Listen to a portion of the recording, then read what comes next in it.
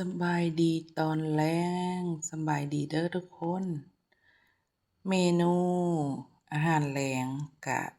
ตำแจ่วนอคาใส่หัวปีเด้อทุกคน แล้วก็ใส่ปลาทูน้ำเฮาก็ไปหักเอานอคาเนาะนอคาที่เฮาปลูกไว้นั่นแหละ ตอนนี้มันฝนตกเนาะมันแตกหน่อหลายก้อยก็ไปหักเอามาเผาก้อยก็บ่ได้เอาหลายดอกเอาประมาณกำมือนึงนี่แหละ เพราะว่านอคาที่เฮาปลูกไว้มันปงหลายอยู่เนาะแล้วก็ข้อยก็มีหัวปีนำหัวปีข้อยก็เอามาหมกมาปิ้งแบบนี้แหละเนาะปิ้งจนมันสุกเลยทุกคน แล้วเฮาเอามาตำแจ่วใส่นอคาใส่อันปลาทูหั่นน่ะแซ่บคือแจ่วหน่อวุ้นนี่แหละทุกคนไผบ่เคยเฮ็ดลองเฮ็ดเบิ่งเด้อตำแจ่วนี่ก็บ่มีหยังหลายเนาะก็มีแต่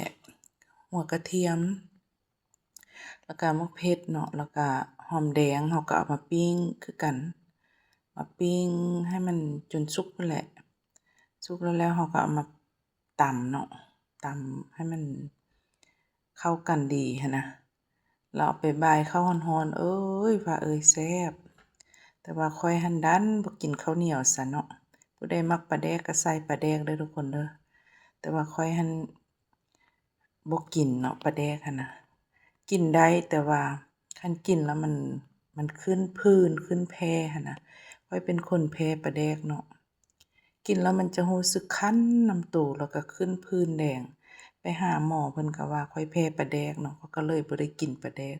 ที่จริงข้อยเป็นคนมักกินปลาแดกนะแม่นแต่เฮ็ดหยังข้อยก็ใส่ปลาแดกแต่มาตอนนี้อยู่เรือนน่ะแทบจะบ่มีปลาแดกเลยเพราะว่าเฮากินบ่ได้เนาะเฮาก็เลยบ่ได้ซื้อมาไว้เฮาก็ตำใส่เกลือแป้งนัวน้ำปลาหั่นแหละตามที่สูตรที่เฮาเฮ็ดกินเรื่อยหั่นแหละบ่มีปลาแดกเฮาก็ใส่น้ำปลาได้เนาะน้ำปลาก็